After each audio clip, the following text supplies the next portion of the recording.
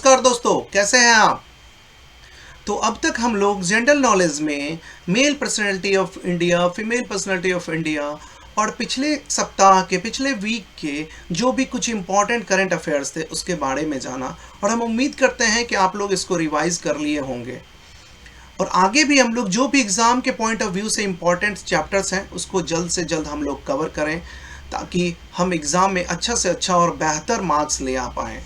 तो आइए चलते हैं। आज हम लोग फर्स्ट पार्ट में इंडिया के जो भी कुछ इम्पोर्टेंट सिटीज़ हैं, महत्वपूर्ण सिटीज़ हैं, वो किस किस रिवर के बैंक पे है उसके बारे में जानेंगे।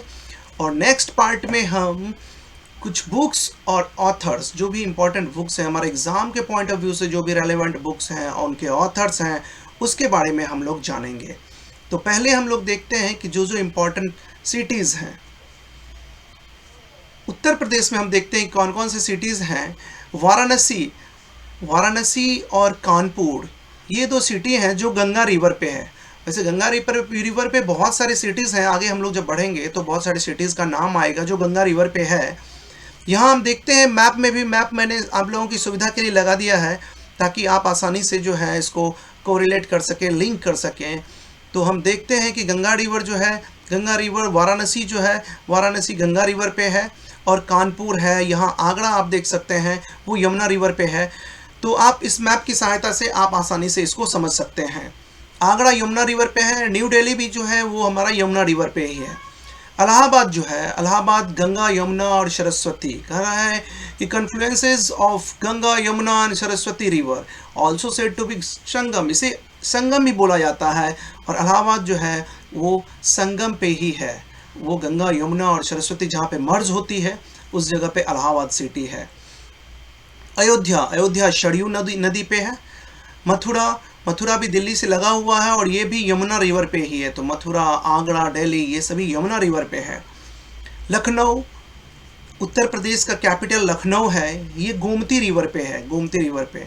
यहाँ लखनऊ और इलाहाबाद, आप ध्यान दिए होंगे कि इंडिया में जितने सारे कैपिटल स्टेट्स हैं उनके कैपिटल जो हैं, उनके जो कैपिटल है मैक्सिमम जगह उनके कैपिटल में ही जो है उनका हाई कोर्ट होता है। लेकिन एक दो स्टेट्स हैं ऐसे, जैसे आप उत्तर प्रदेश में आए, उत्तर प्रदेश का कैपिटल लखनऊ होता है लेकिन उनका हाई कोर्ट इलाहाबाद में है।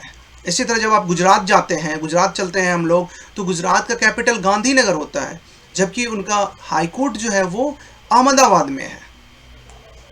तो यहाँ लखनऊ जो है गोमती रिवर पे है और इलाहाबाद जो है वो संगम पे है। आगे चलते हैं, बिहार में आते हैं, देखते हैं कौन कौन सी सिटीज़ हैं। गया फल्गु नदी पे है जिसे निरंजना भी कहा गया है। आप मैप की सहायता से देख सकते हैं गया जो है वो फल्गु रिवर पे सिचुएटेड है। पटना और मुंगेर गंगा रिवर पे ही है। अभी हमने पीछे देखा कि वाराणसी, कानपुर ये सभी गंगा रिवर पे है।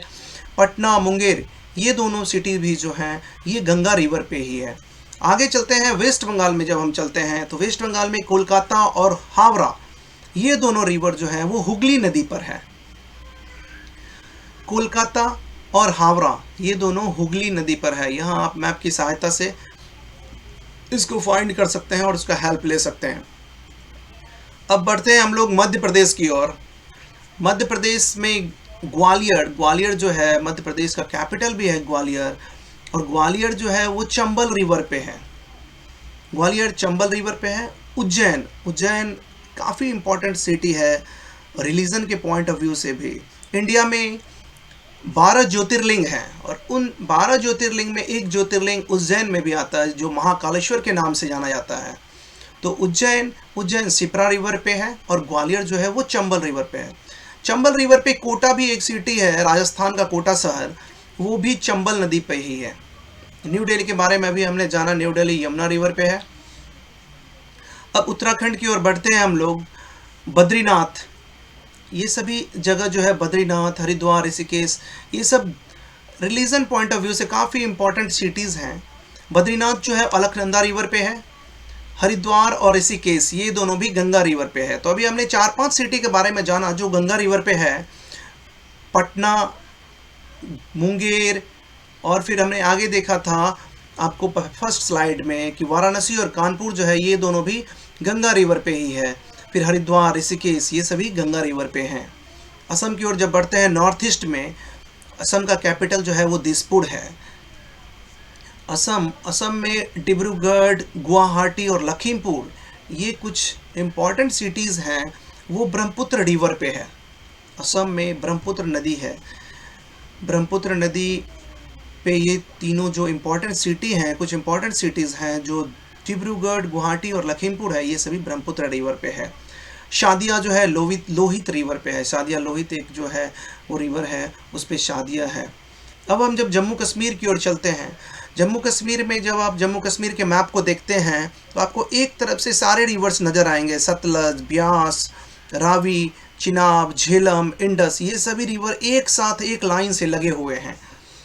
तो लेह जो है, लेह इंडस रिवर पे है, और श्रीनगर जो है वो झेलम नदी पे है। श्रीनगर जो है वो झेलम नदी पे है।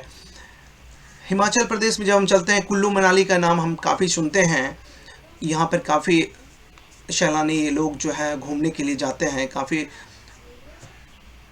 ब्यूटी सिटी के लिए ये सब जाना जाता है, कुल्लू मनाली। तो ये दोनों जो सिटी हैं वो ब्यास रिवर पे, ब्यास नदी पे है। पंजाब में जब हम बढ़ते हैं तो लुधियाना जो है वो सतलज नदी पे है, लुधियाना सतलज रिवर पे है। उड़ीसा में हम देख सकते हैं कि कटक जो है, कटक जो है वो महानदी रिवर पे है। यहाँ आप देख सकते हैं ये महानदी रिवर है। ये महानदी रिवर के बैंक पे कौन सा सिटी है? ये हमारा उड़ीसा का कटक जो है वो कटक है। वैसे उड़ीसा का कैपिटल भुवनेश्वर है और कटक भी काफ़ी इंपॉर्टेंट सिटीज़ है। छत्तीसगढ़ का कैपिटल रायपुर है और रायपुर महानदी रिवर पे है। उड़ीसा और छत्तीसगढ़ का बॉर्डर टच होता है, इसलिए ये नदी जो है वो दोनों सिटी को टच करती है। तो कटक और रायपुर जो है ये दोनों महानदी रिवर पे है। महाराष्ट्र में जब हम चलते हैं तो नासिक जो है गोदावरी नदी पे है, नासिक गोदावरी नदी पे है। आंध्र प्रदेश में कुछ इंपॉर्टेंट सिटी हैं जैसे विजयवाड़ा, गुंटूर, अमरावती, ये सभी कृष्णा रिवर पे है। साउथ में जब हम चलते हैं और कृष्णा नदी के पास पहुंचते हैं तो कृष्णा नदी पे विजयवाड़ा, गुंटूर और अमरावती, ये कुछ इंपॉर्टेंट सिटीज़ हैं जो कृष्णा नदी के बैंक पे है। और जब मध्य प्रदेश का जिक्र होता है तो मध्य प्रदेश में वैसे हमने ग्वालियर के बारे में पढ़ लिया है, लेकिन कुछ और सिटीज़ हैं जैसे जबलपुर, माहेश्वर, ओमकारेश्वर और अमरकंटक, ये सारे सिटीज़ जो हैं ये नर्मदा नदी पे हैं। कौन कौन से हैं एक बार देख लेते हैं। जबलपुर, माहेश्वर, ओमकारेश्वर, अमरकंटक, ये सभी नर्मदा नदी पे है। और कुछ मिसलेनियस है, जैसे अहमदाबाद का जिक्र हुआ था, अभी हमने बताया था कि गुजरात का कैपिटल गांधीनगर है, लेकिन उसका हाई कोर्ट जो है वो अहमदाबाद में लगता है, अहमदाबाद में है हाई कोर्ट। और अहमदाबाद जो है वो साबरमती रिवर पे स्थित है, साबरमती रिवर के साइड्स में, साबरमती रिवर के बैंक पे है अहमदाबाद। सूरत तापी नदी पे है, सूरत। और हैदराबाद भी कई बार ये क्वेश्चंस पूछा जा चुका है कि हैदराबाद जो है किस रिवर के साइड्स में है, किस रिवर के बैंक पे है। तो वो मूसी नदी है जिसके बैंक पे हैदराबाद सिटी जो है वो बसा हुआ है, हैदराबाद सिटी सिचुएटेड है।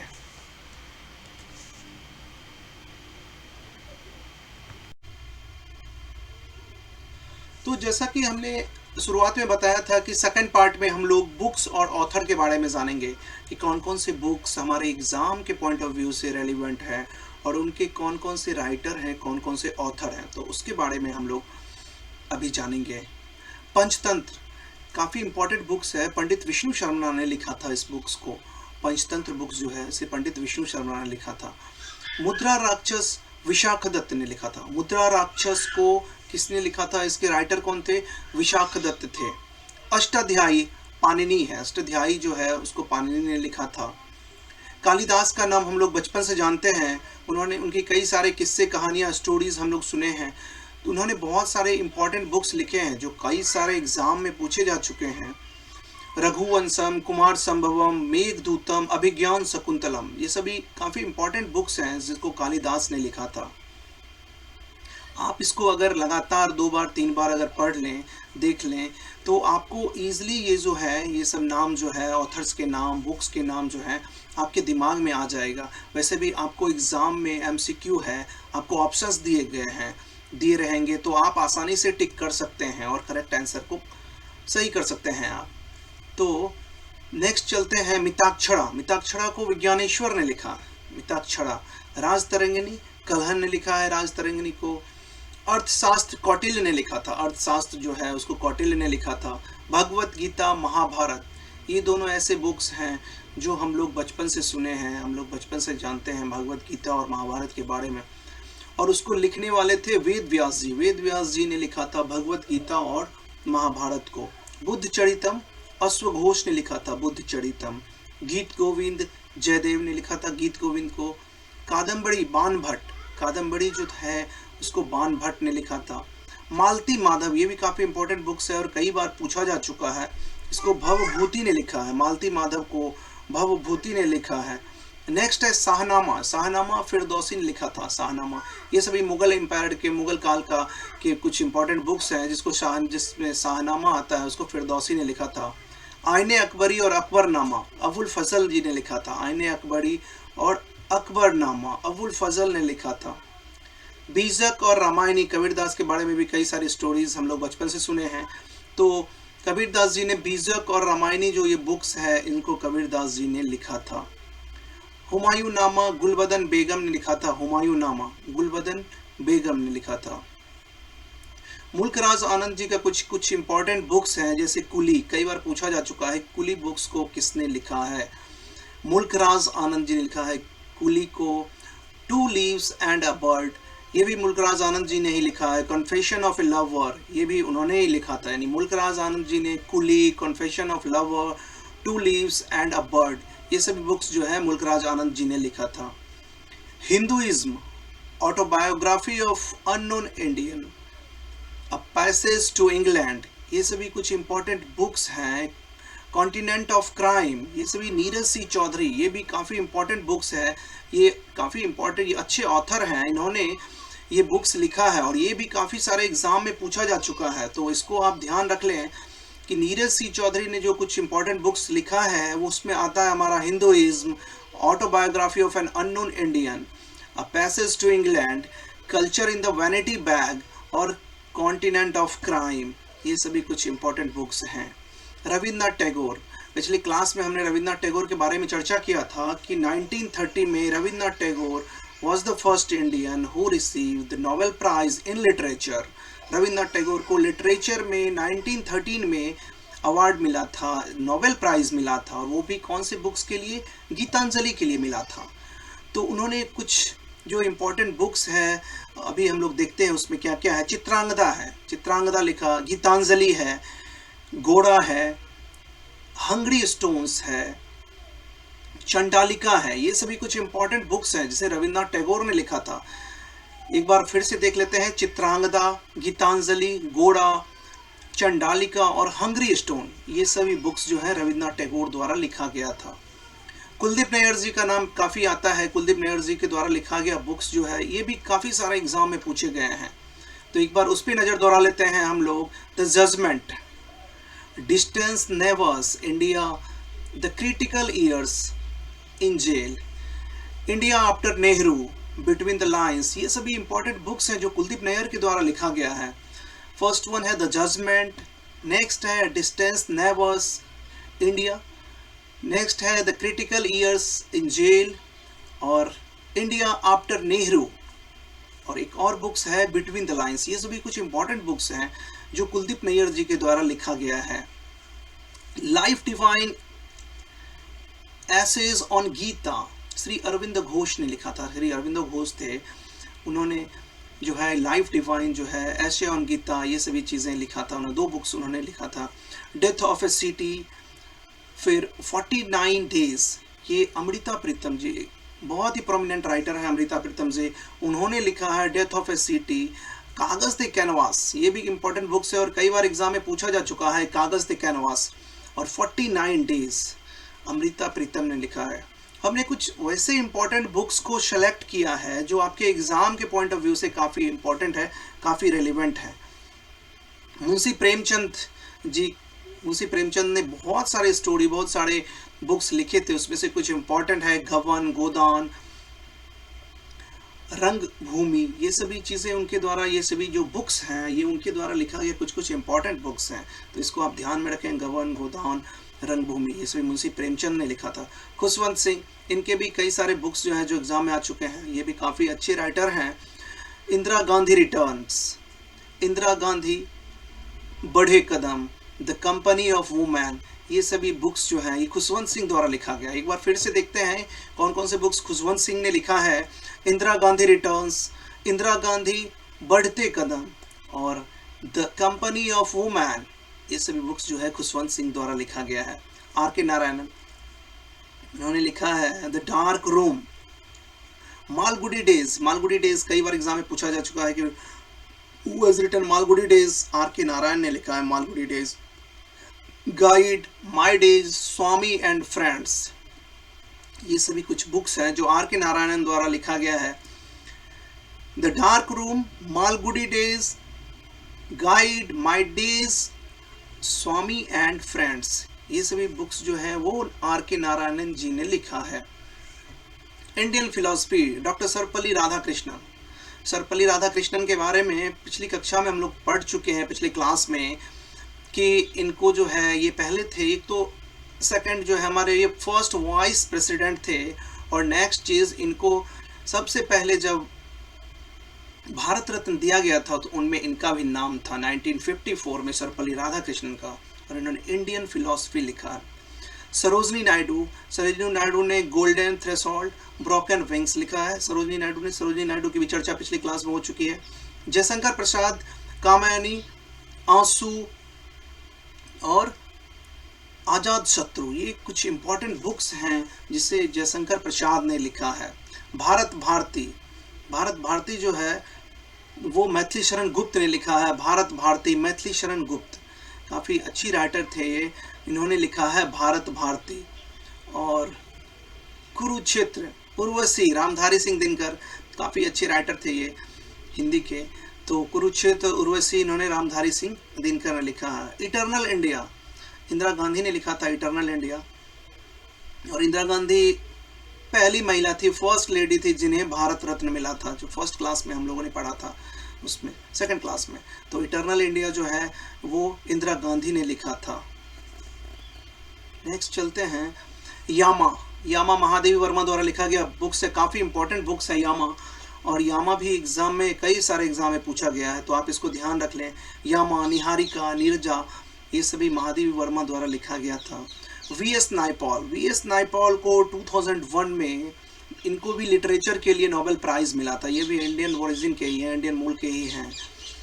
तो इन्होंने लिखा था area of darkness, house for mister Biswas, a million mutinies, now a bend in a river, ये सभी बुक्स जो है वी.एस. नायपॉल द्वारा लिखा गया था।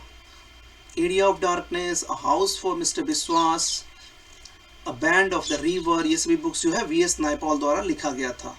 शरत चंद्र चट्टोपाध्याय, देवदास, श्रीकांत, परिणीता, ये सभी कुछ इंपॉर्टेंट बुक्स हैं। देवदास काफ़ी फेमस बुक्स है इनका, और इनके ही बुक्स से मूवी भी बना है। तो शरत चंद्र चट्टोपाध्याय जो है इन्होंने देवदास लिखा था, श्रीकांत लिखा था, परिणीता लिखा था इन्होंने। भगवती चरण वर्मा, इन्होंने जो है चित्रलेखा, चित्रलेखा जो है इन्होंने लिखा था। बुक्स के राइटर जो हैं भगवती चरण वोहरा थे। और फणीश्वर नाथ रेणु, महिला आंचल, ये भी बुक काफ़ी इम्पॉर्टेंट है। महिला आंचल जो है वो बहुत सारे एग्ज़ाम में पूछा गया है, और तो आपके एग्ज़ाम के लिए दृष्टिकोण से भी आपके एग्ज़ाम के लिए ये काफ़ी रेलिवेंट है। तो फणीश्वर नाथ रेणु ने जो लिखा है उसमें महिला आंचल जो है वो एक बहुत ही इम्पॉर्टेंट बुक्स है। वी.एस. नायपॉल के बारे में भी हमने पढ़ा, ये band in the river VS. Naipaul ने लिखा है। आई.के. गुजराल, इंद्र कुमार गुजराल 1997 में इंडिया के प्राइम मिनिस्टर थे। इन्होंने a foreign policy for India लिखा था। अब इन्होंने एक जो बुक्स लिखा था वो फॉरेन पॉलिसी फॉर इंडिया, वो आई.के. गुजराल, इंद्र कुमार गुजराल इनका पूरा नाम था, इन्होंने लिखा था। Namita Gokhale, a Himalayan love story, Namita Gokhale ने लिखा है अ हिमालयन लव स्टोरी। उसके बाद है a peep into the past, Vasant Narvekar, a peep into the past जो है वो वसंत नार्वेकर ने लिखा है। A possible India, Partha Chatterjee, a possible India को पार्थ चटर्जी ने लिखा है। तो आप इसको 1-2 बार इस वीडियो को देख लें तो आपको आपका कॉन्सेप्ट क्लियर हो जाएगा, आपको एग्ज़ाम में कोई परेशानी नहीं होगी। याद हर एक चीज़ को हम याद नहीं कर सकते हैं, लेकिन अगर आप रिवाइज़ करें 1 बार 2 बार तो आपके दिमाग में चीज़ें आ जाएगी और आप आराम से एग्ज़ाम में क्लिक कर सकते हैं। आगे अगर आपको कुछ और अधिक जानकारी चाहिए, for more details you can visit www.studydisha.com पे जाकर आप जो है वो अधिक जानकारी प्राप्त कर सकते हैं। वीडियो को लाइक, शेयर और सब्सक्राइब करना ना भूलें और जितने भी फ्रेंड्स हैं आप उनको जितना से जितना आप शेयर कर सकें करें। धन्यवाद।